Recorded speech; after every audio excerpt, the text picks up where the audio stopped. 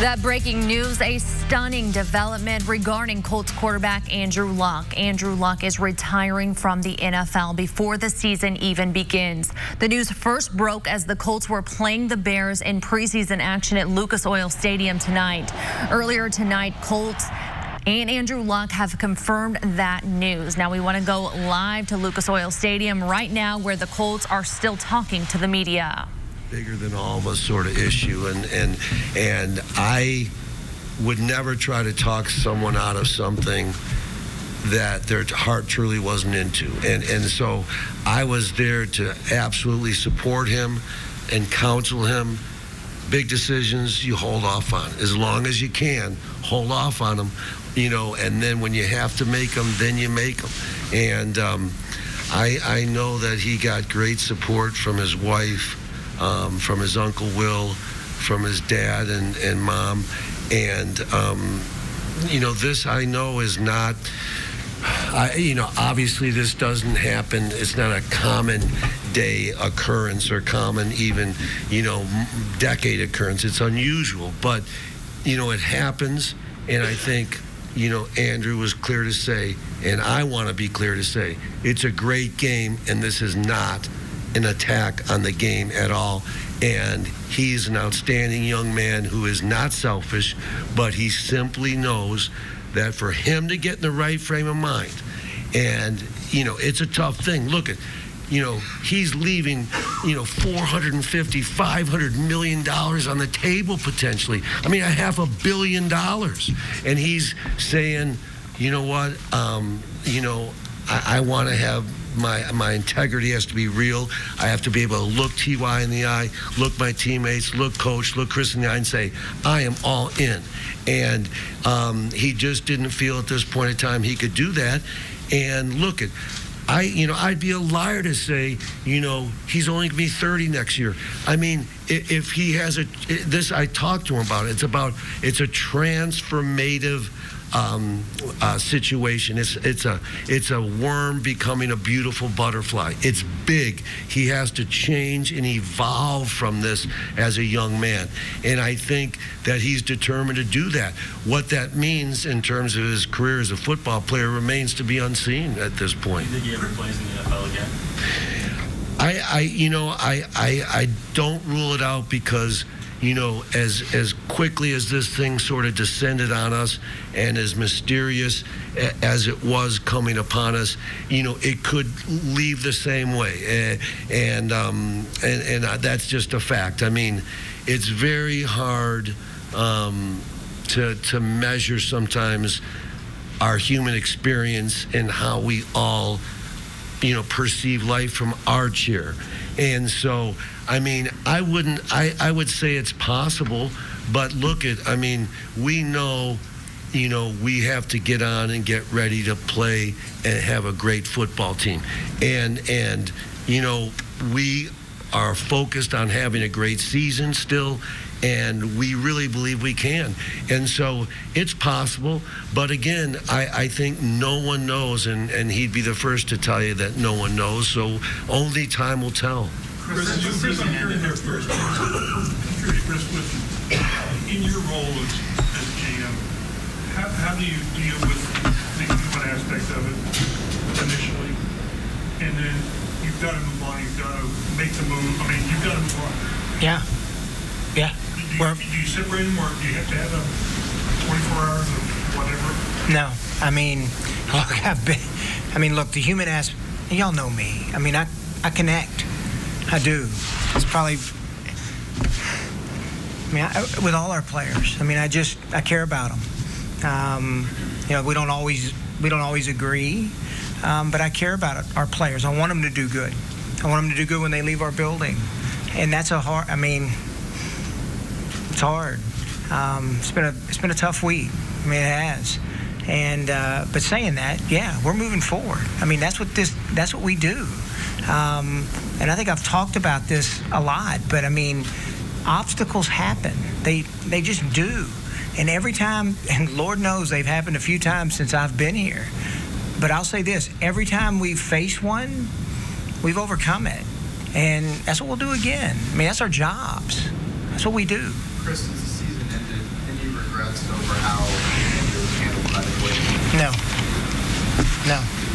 Do you feel like when you went out there to work out last Saturday, there was still a chance he could play? Or... Absolutely did. He played in the Pro Bowl. Yeah.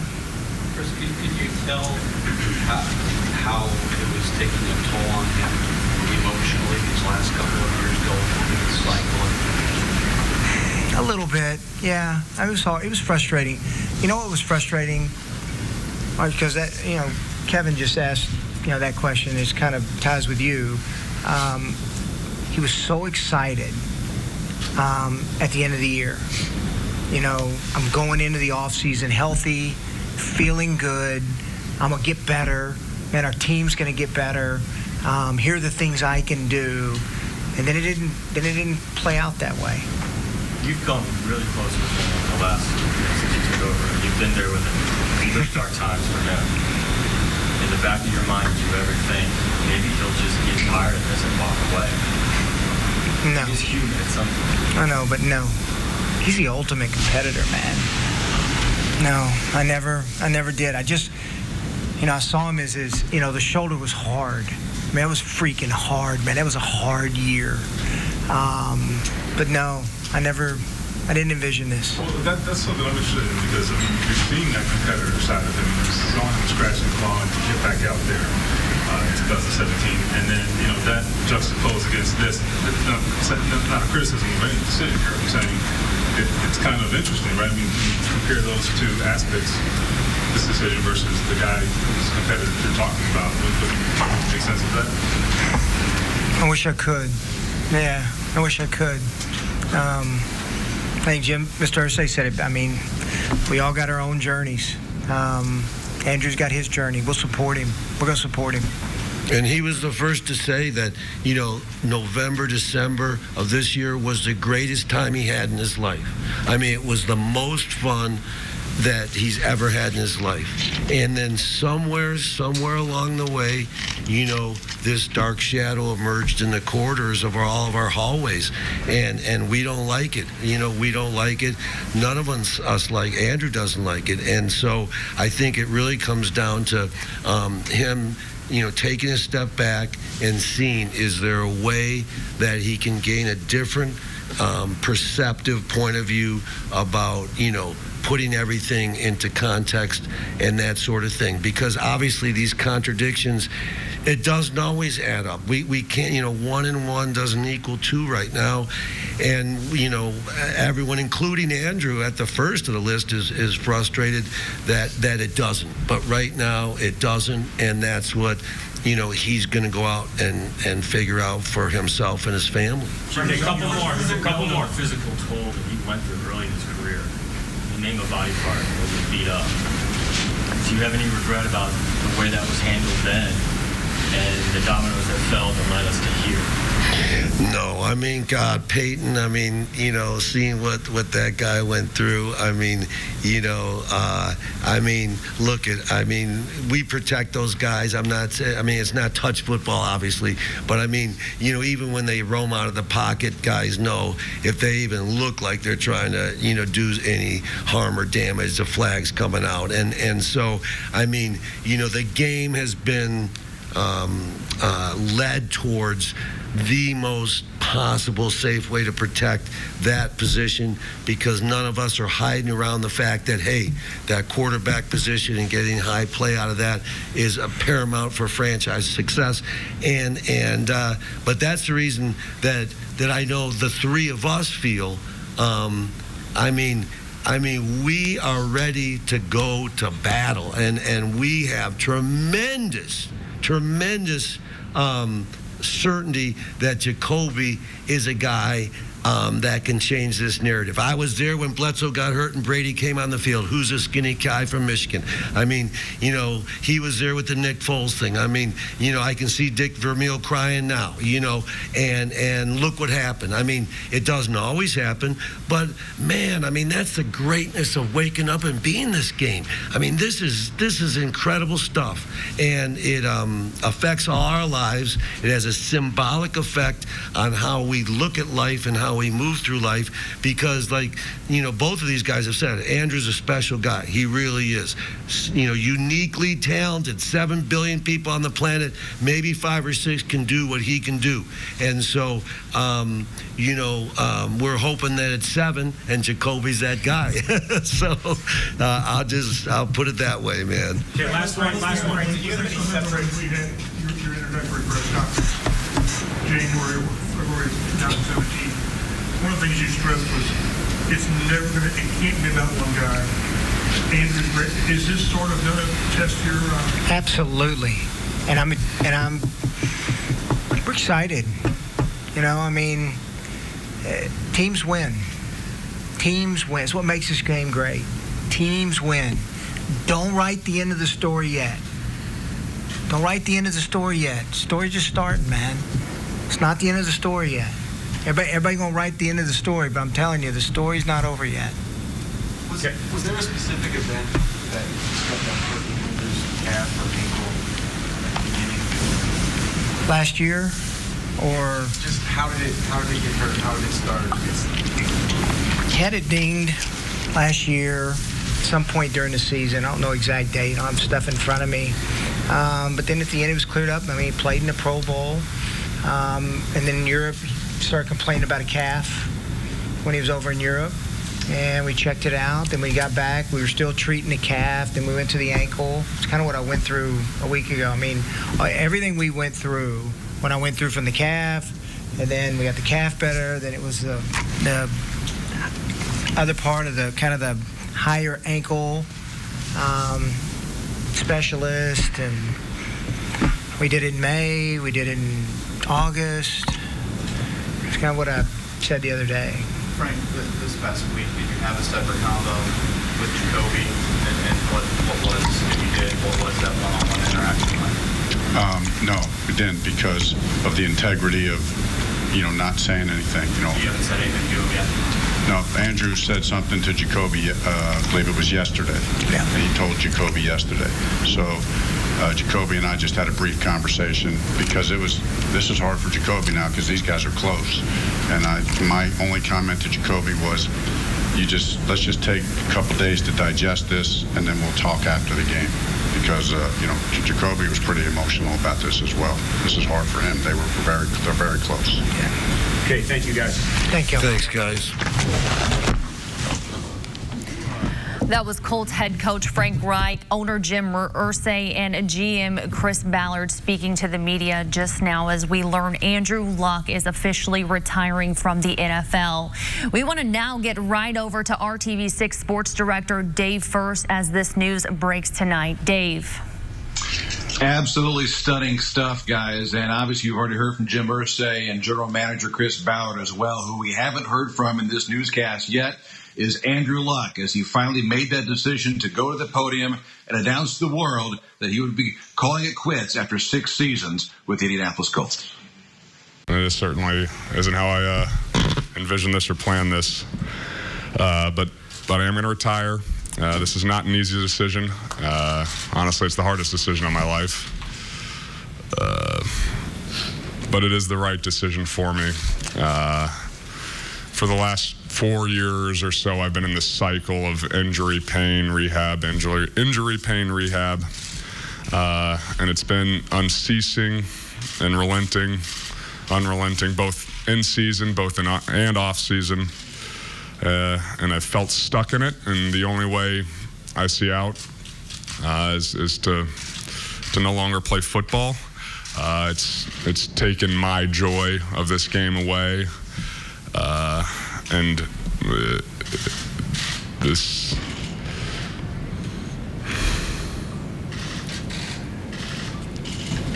sorry.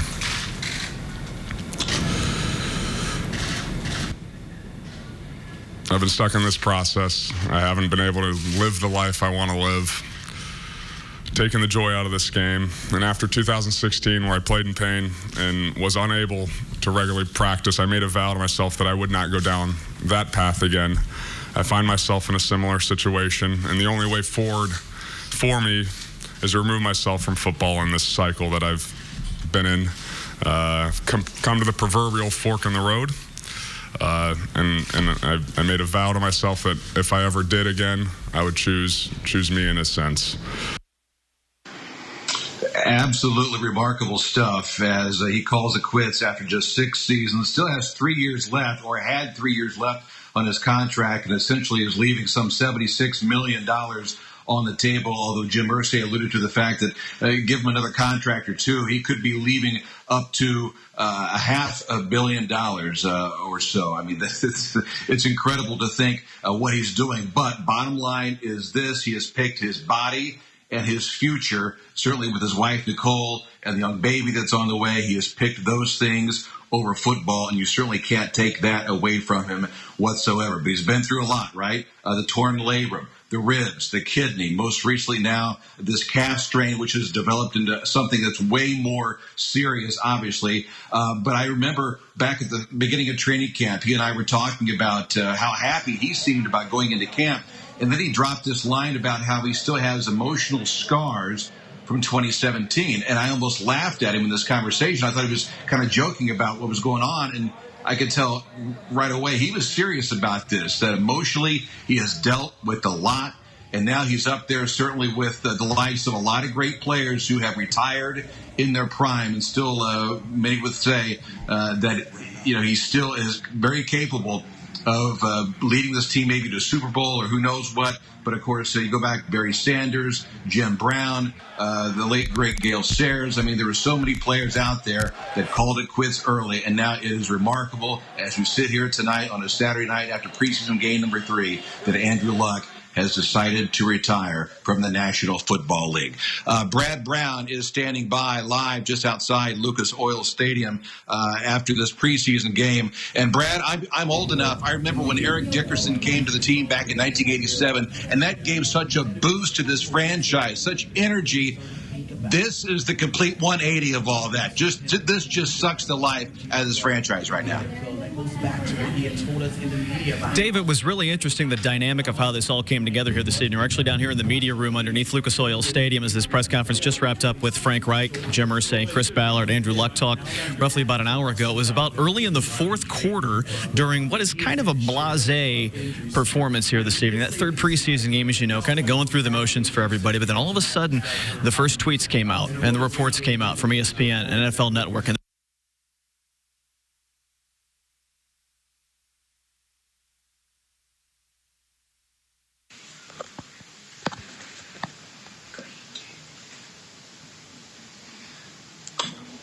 Brad, we'll hope to get back live with Brad Brown here momentarily. But again, what a night. Emotional scars that he talked about a couple of weeks ago, truly coming all the way to the forefront now as he decided to retire after 6 seasons on the field, 7 all told. Remember, he was the top draft pick back in 2012. Let's hear more now from the now retired quarterback of the Indianapolis Colts, Andrew Luck. As I told the guys earlier in the locker room, it's been the honor of a lifetime to represent the Horseshoe and the city of Indianapolis, both on and off the field. To Mr. Irsay and your family, thank you. Thank you so much. I am so grateful to have been drafted here. Your unwavering support is incredibly appreciated. I cannot fathom another owner who loves their team as much as you do. And we feel that as players. We appreciate that as players. It permeates through the building. And from the moment, and we talked about this earlier, but from the moment I arrived in Indianapolis, I felt like I could be myself, and I felt like I did not have to fill Peyton, one of the great, of all times. I felt like I did not have to fill his shoes. I could be me. And for that, and I know that starts with the person up top, and for that, I'm very, very, very much appreciated. The injuries have taken a toll on him. It's taken any joy, he said, out of the game. He can't put his heart and soul into this anymore.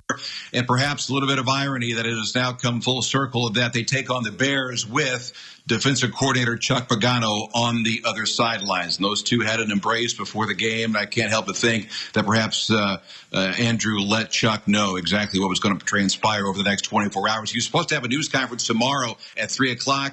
Instead, it got leaked to ESPN, and now we sit here tonight, Andrew Luck retiring, remarkably so. And who knows the ripple effect for this franchise. It's going to take a while. I think Jacoby Brissett's a nice quarterback, but he's not Andrew Luck when he's healthy. This will have, I think, ramifications for years to come with this organization. Let's go back now to Brad Brown at Lucas Oil Stadium. Dave, we're back. Here we go. Kind of to touch on what you just mentioned there, Frank Reich said during his part of the press conference right here, they're going to take a couple days to kind of chew on this. So what he talked about with Brissett to kind of digest this, because as far as the offense of this team goes, it's going to be Jacoby Brissett's team come week one. There's no question about that here at this point. But the topics kind of went on and on and on over and over again in this one. And here we are. And just really touching on everything that Andrew talked about going back to 2016, 2017, and having to deal with this long term right here. He had a chance to really thank everybody that he has worked with here in this organization over the course of his 7 seasons. Thanked a lot of players specifically. Thanked everybody from the front office to the back office to the team staff and everybody that really has been a part of his journey here with the organization. Toward the end of the news conference as well, got a little bit emotional as he really got a chance to thank his family, his parents, and of course his wife Nicole. And of course, as Dave mentioned earlier, they've got a newborn on the way soon here before the end of 2019. There's still a lot of big questions that will be asked about this team over the course of the next 2.5 weeks as they get set for their regular season opener. They do have one more preseason game coming up next Thursday at Cincinnati. That takes on an entirely different dynamic now as the lineup of this team has changed with number 12 calling it quits. Andrew Luck retiring tonight from the National Football League at the age of 29. Plenty more from this to come on Sunday for you here on RTV6. We're going to take our first break here on the news at 11, and we will be back to the studio soon to wrap up. Continue here on a Saturday night. All right, Brad, thank you. We do want to quickly take a look at this timeline. The Colts drafted Luck with the first overall pick of the 2012 NFL Draft as the team decided to move on from Peyton Manning due to questions concerning his health. In a surprise to all, the Colts made the playoffs in Luck's rookie season, eventually losing to the Baltimore Ravens in the first round of the playoffs. The next season in 2013, Luck led one of the biggest comebacks in NFL playoff history. The Colts turned a 28-point deficit to the Kansas City Chiefs in the first round of the playoffs into a triumphant win to advance in the playoffs. The Colts won 45-44. Luck led Indianapolis to the AFC Championship game in 2014. However, the Patriots defeated the Colts. And after missing the 2017 season, Luck helped the Colts return to the playoffs in 2018. The team beat Houston in the first round before falling to Kansas City. And now the news tonight that Andrew Luck is officially retiring.